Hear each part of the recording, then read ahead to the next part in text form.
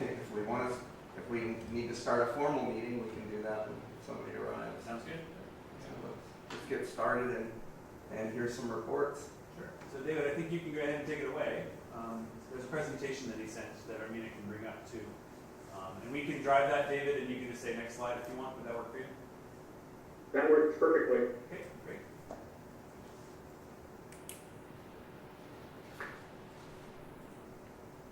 Okay. Can you see us? Yep. Great.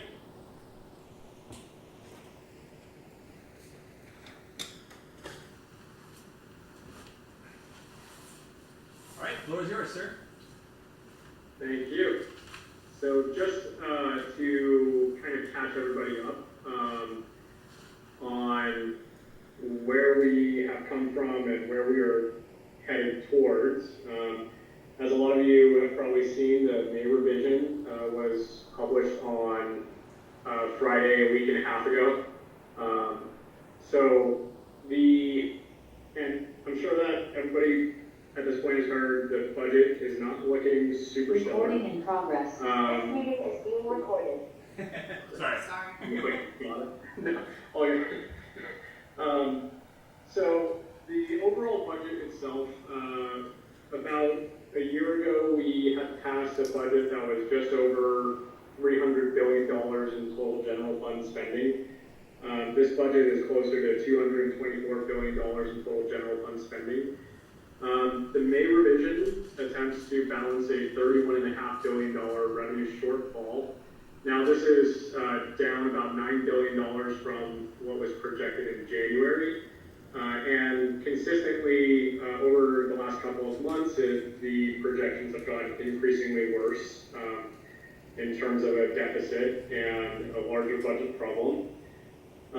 This has been evident since about October last year, or September, October last year. And the governor has been attempting to really temper everybody's expectations over the last 8 to 10 months. So given that, we are facing lower revenues due to higher declines in personal income tax withholding, as well as just a prolonged tax deadline through October 16th instead of our typical April 15th deadline. The Department of Finance is really making its best educated guess on where these revenues are actually going to fall for the 23-24 fiscal year. So that $224 billion is really a projected estimate, and it's more likely than not going to change. There's a very low likelihood that that will be the final revenue picture for the fiscal year. Next slide, please.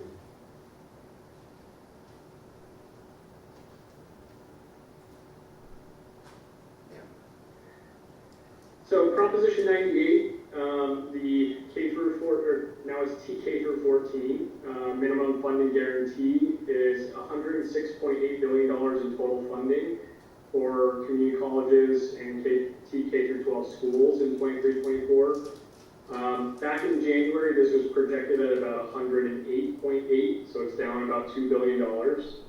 And it's about $6.7 billion total decrease over the 21-22 through 23-24 period, which encompasses the prior year, current year, and the budget year.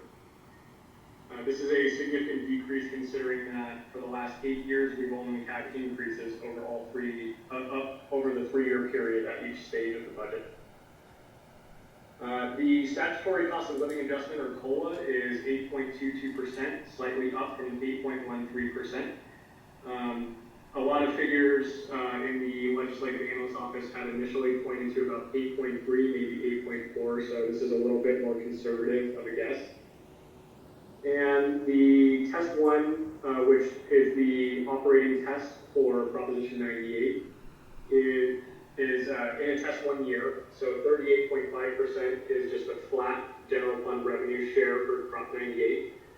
And test 1, just for context, has grown from 38.3% from last year because of the transitional kindergarten inclusion into Prop 98 now. Next slide, please. So total reserves while we seem to be in a bad budget year, reserves have actually increased slightly. And I'll provide a little bit of context to that. So the total reserve number, about 5 months ago, the projections in January were closer to about $35 billion. The Proposition 2 normal rainy day fund is only down about 100 mil. The safety net reserve is down about 450 million. And the SFEU, the safety, I never pronounce this one correctly. The Safe Fund for Emergency and essentially unexpected financing issues is relatively unchanged. The only one that really is changed is the Proposition 98 Public School System Stabilization Account.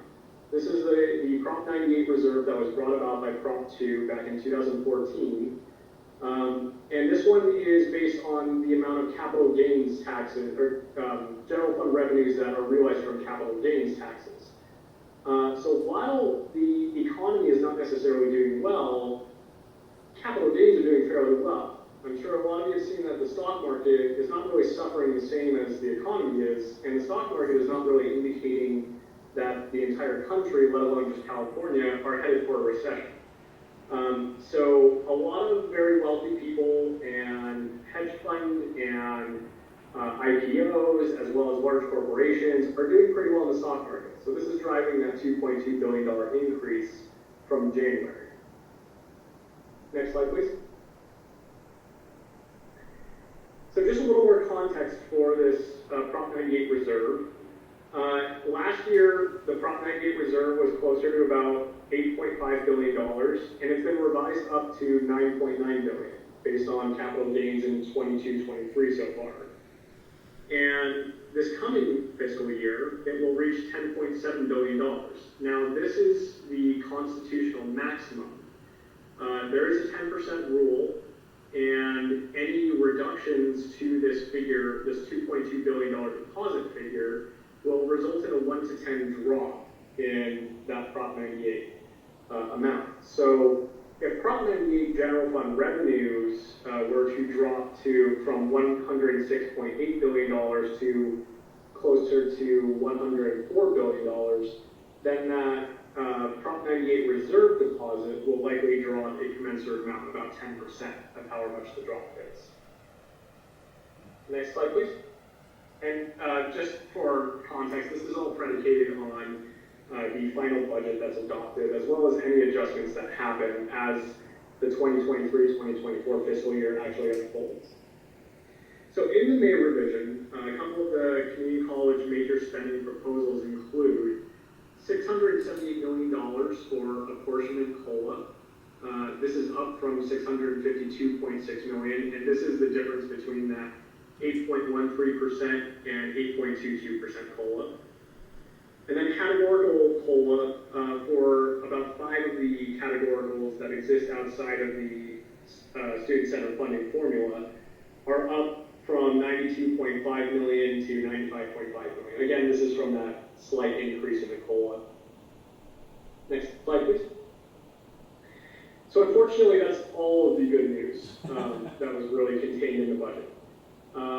As for some of the reductions and shifts in the budget, the COVID-19 recovery block grant, as some of you may remember from last year, we had a huge amount of additional one-time revenues, and the California Constitution required that 1/2 of those additional revenues above the state appropriations limit be directed to the taxpayers. I'm sure a lot of the students, staff, faculty, everybody received those $600 checks or whatever amount, slightly less, depending on their income status. The other half of that went towards K-12 and community colleges. K-12 schools received their share of about $7.9 billion, and community colleges received their share of about $700 million. $850 million. So this was all just one-time funding at the time, and to get us under that state appropriations limit. The Department of Finance has indicated that based on how actual revenues 2023 fiscal year, we are now looking at having to reduce that amount. And this will be in order to pay for that 8.22% COLA, for categoricals, for the funding formula and apportionments, and for any other one-time funding.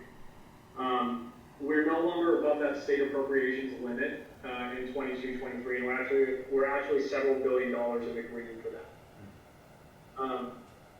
As for deferred maintenance, I'm sure a lot of everybody saw that back in January they were proposing to cut $213 million in deferred maintenance funding from last year. This has now been increased to $452 million total. So an additional $239 million cut is proposed in the May revision. And as for that student enrollment and retention, while this is not necessarily a cut, the original proposal back in January was a $200 million proposal for enrollment outreach and retention. This has now been reduced to $100 million. Next slide, please. So a couple of the policy changes that were proposed in the May revision. There is some categorical spending flexibility.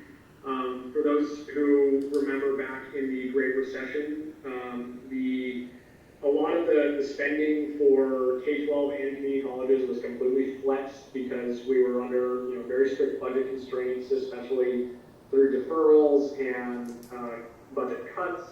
So we're kind of going a little bit back to some categorical spending flexibility, including the Student Equity and Achievement Program, the Student Financial Aid Administration, and Student Mental Health Resources. Now the flexibility is authorized based on progress towards the community college roadmap, and every 5 years, or after a 5-year period, the Chancellor's Office will essentially assess every district's benchmarks towards meeting the roadmap goals.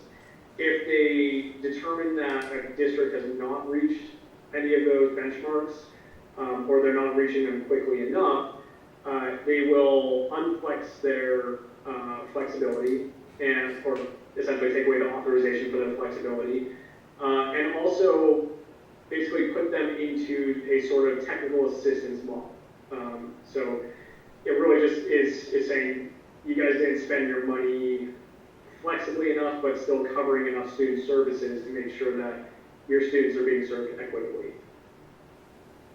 And then the second major policy change is the expansion of the Community College Strong Workforce Program spending. The proposal is to allow for the use of funds to provide student grants that would cover fees for third-party certification, licensing, supporting applied and experimental learning in the workplace, and there's a couple of other smaller stipulations that we have listed in our budget memo. And we're waiting to see a little bit more of what the fully fleshed out trailer bill is going to be for this one before we can give a definitive, here's the new CCC Strong Workforce Program and what it looks like. Next slide, please. So moving on to the legislative side, and away from the May revision for a bit, the legislative calendar for the rest of the year, we're coming up to the deadline for bills to make it out of their first house or the House of Origin. And then 2 weeks after that, the budget bill will have to be submitted to the governor. This is a constitutional mandate, and if the legislators do not meet this date, they stop getting paid their per diems and their stipends. And they lose salary for every day that they fail to pass a balanced budget to the governor. In the last couple of years, we have seen that the budget that makes it to the governor's desk on the first round is, and I'm going to put this in air quotes, a skeleton budget at which it's balanced, it meets the constitutional requirement, and then the legislators get paid. They continue getting paid. Later on in the session, they start working on the actual budget that will then supersede that skeleton budget, usually in the later weeks of June and the early weeks of July. This way it gives them a little bit of extra time following the May revise to come out with an actual budget. And then the second House policy deadline, and this says June 14th, it should actually be July 14th, and that's my fault. So July 14th, every bill has to make sure that it passes the policy committees in the second House. So if it's an Assembly bill, it's got to get through Senate Education. If it's a Senate bill, it's got to get through either Assembly Higher Ed or Assembly Ed or whichever other policy committee. And then the fiscal committee deadline comes up after that, following the summer recess for the legislators. So there is about a 4-week period between that policy committee deadline and a fiscal committee deadline, at which point a lot of the negotiating happens between the legislative leadership, the governor's office, and anybody who really is part of that key decision-making process on what is actually going to pass. Finally, the bill passage in the second House deadline is September 14th, and then after that, that starts the 30-day clock of when the governor must sign or veto all bills. Otherwise, they automatically become law if they're not signed or vetoed. So he has up until October 14th to put his seal of approval or seal of denial on every piece of legislation that makes it to it. Next slide, please. So the next couple of slides are a select group of bills that we feel are up for what should be up for consideration by Pasadena as whether to take a support position, a supportive amended position, or any other position that the board wants to take. However, a lot of these bills we have vetted through, and we feel that these either have the best chance of making it to the governor's desk, or they serve the best for the students of PCC. So first and foremost, AB 25, the last time that we presented to the board, this was in its original form. It was titled Debt-Free College. Considering that the budget doesn't necessarily have enough room for making sure that every student makes it through college debt-free, it's been watered down substantially to more target the middle class of students that don't necessarily get an entirely free college, but still, don't have to pay for the entirety of college themselves or take out hundreds of thousands of dollars in student loans. So this bill in particular, it excludes the receipt of any emergency student financial aid, COVID financial aid, student financial aid that comes from the district or from the state itself. It eliminates that from consideration of whether a student is eligible for the middle class scholarship program. This bill has essentially been flying through committees and through the floor on a fairly unanimous vote so far. It was up for vote, I believe, an hour or two ago, and I have not gotten a chance to check the status. A lot of these, the status will say assembly floor process, and that's a bit of a placeholder. A lot of them were taken up either today or they'll be taken up later on this week during floor session. So the next bill, AB 247, we had mentioned this back in, I believe it was either February or March, is the Transitional Kindergarten through Community College Education Facilities Bond Act. As of last week, it now has an amount, in the amount of $14 billion. We do not yet know what the TK through 12 or community college split is. However, of the two bond bills that are currently moving through the legislature, this one is the more favorable one towards community colleges. There's another bond bill, Senate Bill 28, Senate Bill 22, which has a slight more favoritism towards CSU and UC. And there are some heavy stipulations in there of how community colleges can use any of the bond funding they receive. Mostly restricted to health facilities medical facilities, not quite as flexible as AB 247. So this one in particular, we would recommend a support position just because of how Pasadena has really benefited from the Prop 51 back in 2016, bond funding, as well as bond funding before that from 2010. So this one in particular, we would recommend a support position. David, can I ask you a question? Yeah. Was 247 subject to a constitutional amendment process? Was this one that went to the citizens, or am I mixing up my bond proposals? So it's not a constitutional amendment, but it will require a ballot measure. Yes, it will be a ballot initiative. So depending on when it clears all the hurdles in the legislature, it will either show up on the March 2024 or it'll show up on the November 2024 general election ballot. So it makes it out of Sacramento, and then it goes to the voters for final update. Got it. Correct. Okay, thanks. Yep. Next slide, please. So another set of bills to consider. AB 368, this is the CCAP, or College and Career Access Pathways Program. And it gives priority enrollment for community college courses to CCAP participants. It also gives a bit of flexibility of whether those CCAP courses for dual enrollment are taught at a community college campus or at a high school campus, still having to follow the same requirements of the existing dual enrollment regulations. And it does prohibit fee requirements for CCAP participants from high schools and establishes some reporting requirements intended and aimed at ensuring the demographics of dual enrollment participants are really the target population that this program is designed for. This bill has already made it off the Assembly floor and is awaiting a referral to Policy Committee in the Senate. AB 506, so as everybody knows, AB 1460 from a couple of years ago implemented the CSU graduation requirement that all CSU students have to pass at least one ethnic studies course.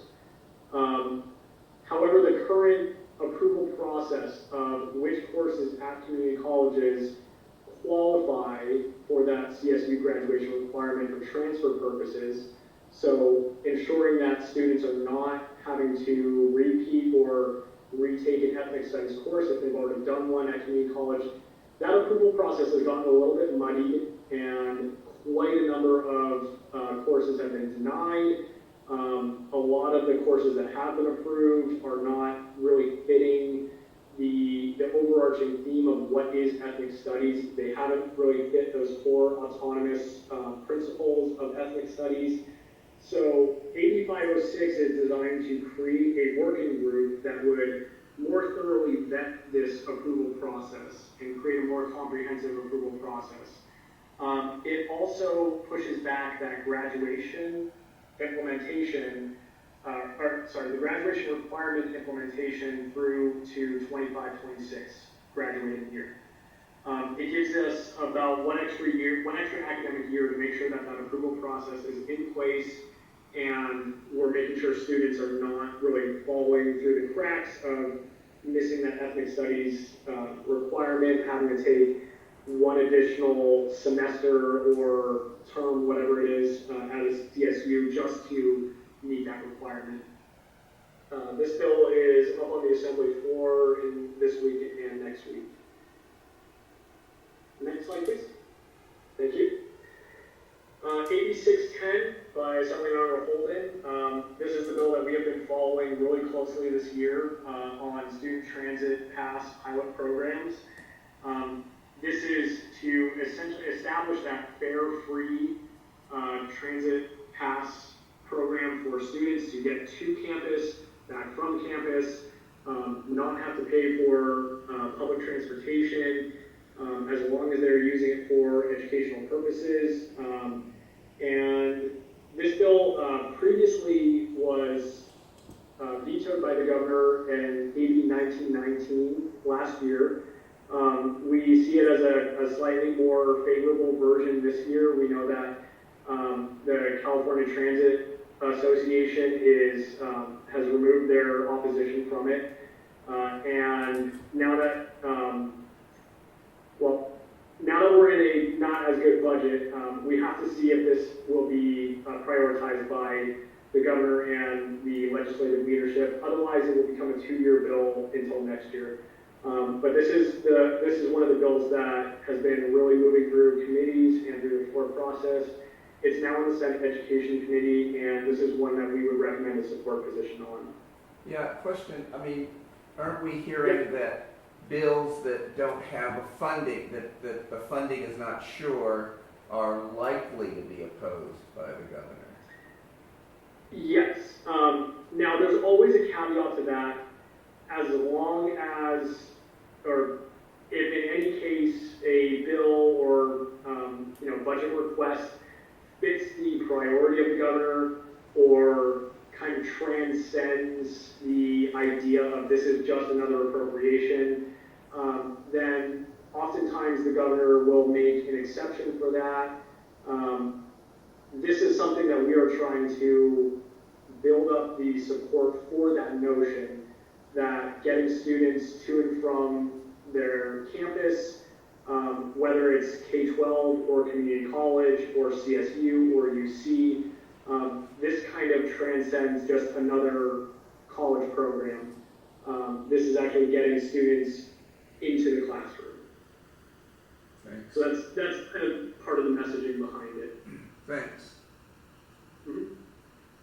AB 1096 by Assembly Higher Education Chair Mike Fong.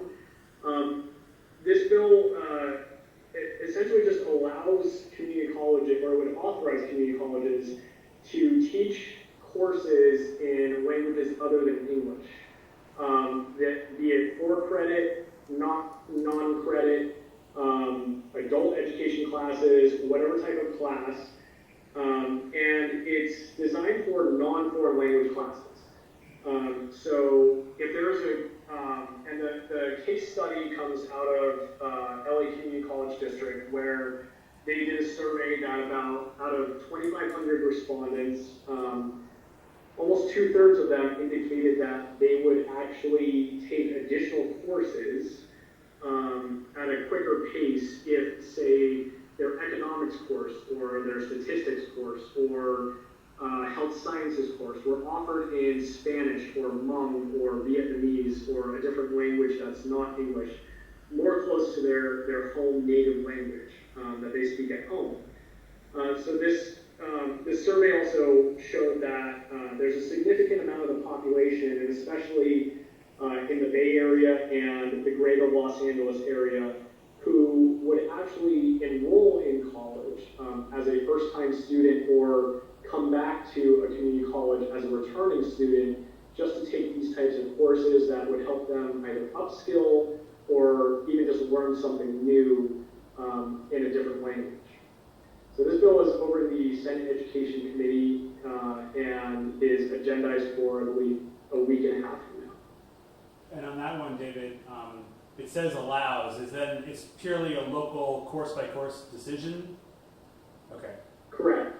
Yeah, this is something that it doesn't require community colleges to offer them. It just authorizes the allowance. At this current moment, the way that the state assesses that legality is that English has to be the language of record taught for all courses, unless the students that are enrolled in native language courses are concurrently enrolled in an ESL course. So this would remove that requirement. A lot of students that would take these see that ESL course as kind of an additional barrier, either a time consumer or they just don't want to. Thank you. Yep.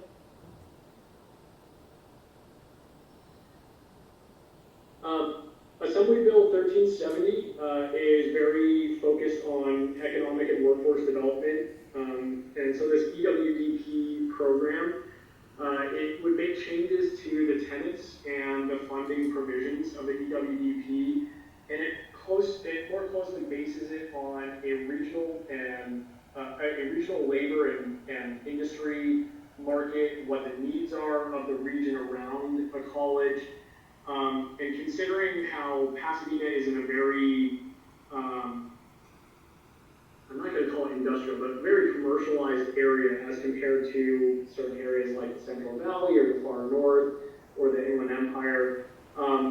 This may actually help with directing some of the funding towards some of the programs that would benefit some of the partnerships a little more closely between Pasadena and the surrounding labor market. This bill is sponsored and being pushed by the Chancellor's Office and is authored by, it's actually a bipartisan measure being authored by the Vice Chair of the Assembly Higher Education Committee, Mr. Truthoff. Assembly Bill 1400, and sorry, if I should have led with this, both of these bills on this page, we would recommend the consideration of a support position, just based on what they do for the students and for the college. AB 1400 by Assemblymember Isaac Bryan provides a financial aid incentive to students in community colleges who form an agreement or sign an agreement to transfer to a historically black college or university out of state, but then make that promise that they're going to return to California after finishing up their certification or degree or doctoral program, whatever it is, and come back to California to work using that certification or whatever it is. The bill would provide up to 80 awards, $5,000 each. Now, some of those awards could be slightly smaller, just depending on the actual cost of the HBCU that they attend, or what state they're going to. This bill is being sponsored by the California Student Aid Commission and is also a bipartisan measure, and is being very, very strongly emphasized by the Legislative Black Caucus. We have, here at PCC, we obviously lead in transfers. We also host a couple of times now, we've hosted the HBCU Caravan on campus. So this aligns with us in a couple of different ways. And then one bill that, just to finish everything off, I know that we had discussed this bill towards the beginning of the year, and this was really one of the only bills that we had considered taking any type of opposition to, just because of the administrative burdens and the possible financial burdens, or how it could really interfere with scheduling for faculty and courses between the administration and staff. However, since then, we have seen through a committee analysis that the creation of this Lunar New Year holiday would actually not really change anything. It's designed to really just take the place of any of the existing holidays that are already in February, whether it's Jefferson's birthday or Washington's birthday, or any of the other existing holidays. It's essentially just renaming one of those for the purpose of calling it Lunar New Year, because it aligns with when the Lunar New Year typically is. This bill is currently sitting in the Senate Education Committee, and it is being authored by the Assembly Budget Chair, so we do anticipate that this bill will move very expeditiously through the Senate. So I just want to put this on everybody's radar. I know we have discussed a possible opposition, but we recommend just let this one fly through and get signed, and not oppose it. Then finally, a couple of next steps coming up. We recommend the committee consider which of the bills in this slide deck, as well as any of the other bills that we have been providing in our typical bill runs and legislative analyses, form form your positions, let us know what types of positions on which bills want to be formalized. And we at Strategic Education Services will draft the positioning letters for submittal to the committees and the committee consultants and the committee members and chairs. And then thereafter, we'll monitor any changes or amendments, as well as any votes that get taken in discussions and negotiations that happen on existing legislation. And then as we get closer to the end of session, we'll provide a very comprehensive set of legislation that has either made it to the governor's desk and is awaiting signature, or legislation that is technically on pause until the start of next year. Thank you. Makes sense. Mm-hmm. And so with that, happy to take any questions, comments, concerns. David, I wonder, there was a meeting of the CEOs last week that I think you had attended. Is there any news on any of these bills or issues coming out of that meeting that might be germane to the day?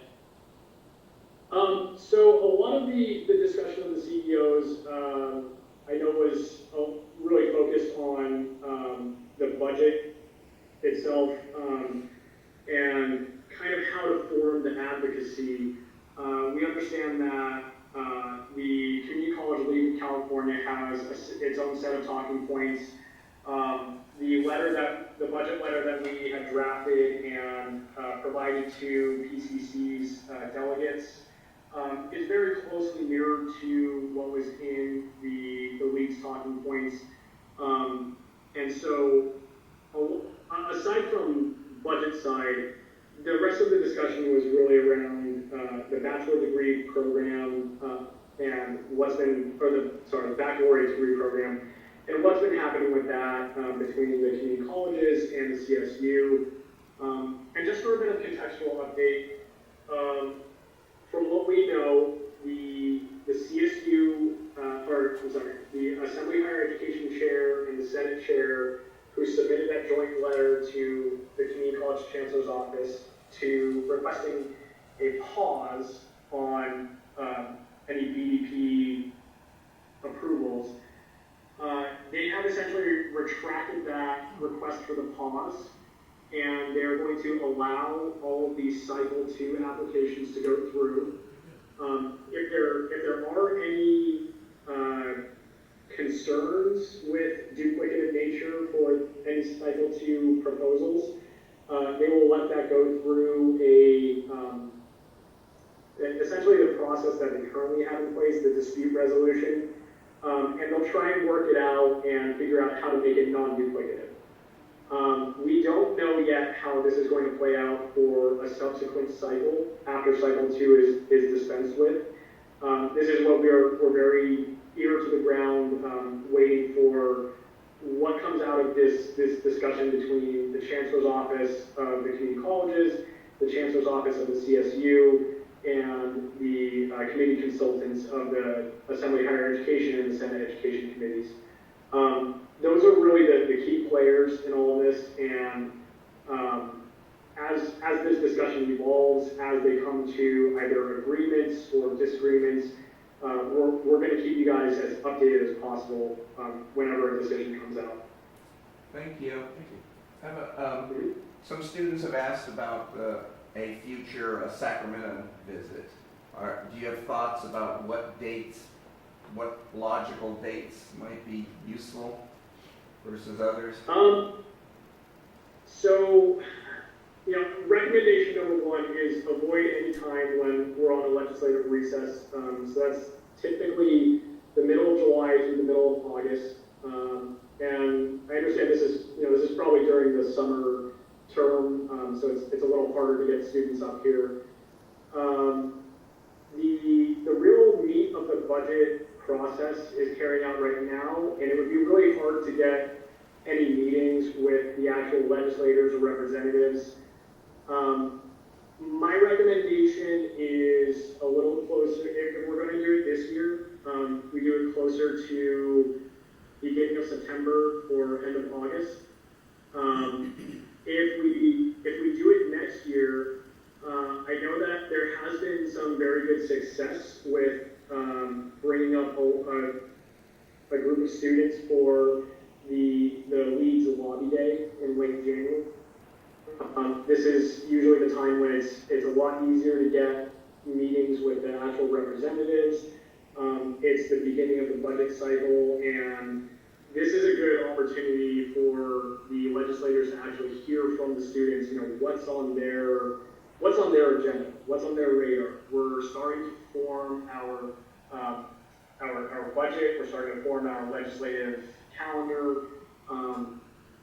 Let's hear from some students that are actually in the classroom. What's plaguing them? We have had some success with, and just as an example, so we work with Los Rios Community College in this local area, and they sent a number of students. I guess it was a lot easier for them to just have students show up to the Capitol, but we did a lobby day training for them, really explaining to them and teaching them what it means to be an effective legislative advocate, how to effectively get your point across to the elected officials, really this lobbying 101 type of thing. And so we did that for about 2 hours in the morning. We had some guest speakers come in, and then we kind of sent them out to the actual representative offices. They did drop-ins, they did some scheduled meetings, and they developed their own set of talking points to try and get across to the decision makers. And we found that that was actually very effective, an effective way for them. And at the time, they were advocating for student mental health services. So this was a really good opportunity to effectively advocate for student mental health in the Capitol itself.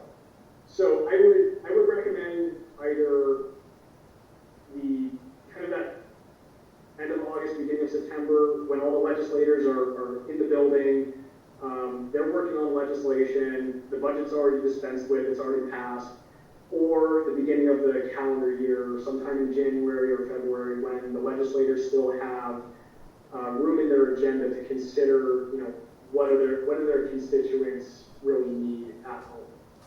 Thank you. Yeah, that's helpful. Last question.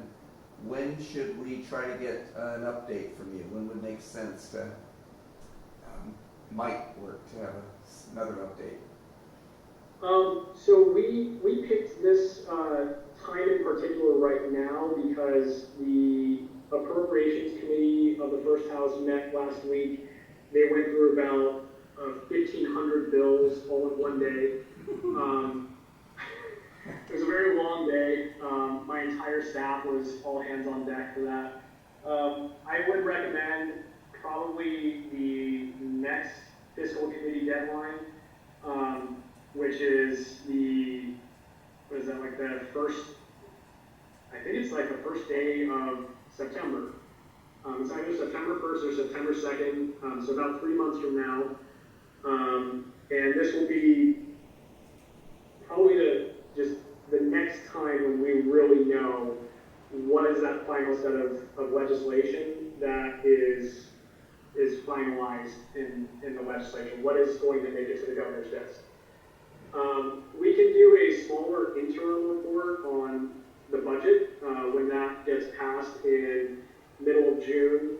We'll give Alex a heads up on if that's a skeleton budget or if it's an actual budget. If it's just a skeleton budget, I would recommend we wait until the actual higher education trailer bill is passed, at which point we can give a full update on everything that's included and what's going to be changed for next year. And so that will be just kind of a smaller, just strictly budget update. Great. Thank you. Sounds good. Mm-hmm. So today we're here and you are the board. As David was sharing, this is kind of a key point to get advocacy lined up if we're going to advocate. So I think at your discretion, we could proceed with staff recommendation that, you know, it's the sense of the board and the sense of the representative today that these or whatever subset of these are worthy of our support. And then we can work with David to, you know, supply letters or whatever else might be in real time. As Erica shared at the beginning of this year, you know, we sort of sometimes find ourselves in this position where we need to get guidance and then proceed with the recommendation because things move quickly and we have to be ready to respond. So I'm just putting that forward to you to see if you want to, proceed in that direction today or if you want to do something different. Yeah, that makes sense to me. Okay. I'm on board with that. Okay, cool, great. Then that sounds good to me. We'll work with David then to be able to pursue, as we described today, what was presented. Awesome. Okay. Thanks, David. Thank you, guys. Thank you very much.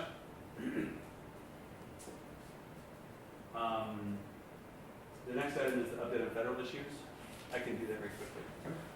There are two particular items. We submitted the formal application to the U.S. Department of Education for the, remember Congressman Chu earmarked $500,000 for us for a family resource center. That application has been submitted. We're waiting to hear back, the ultimate disposition.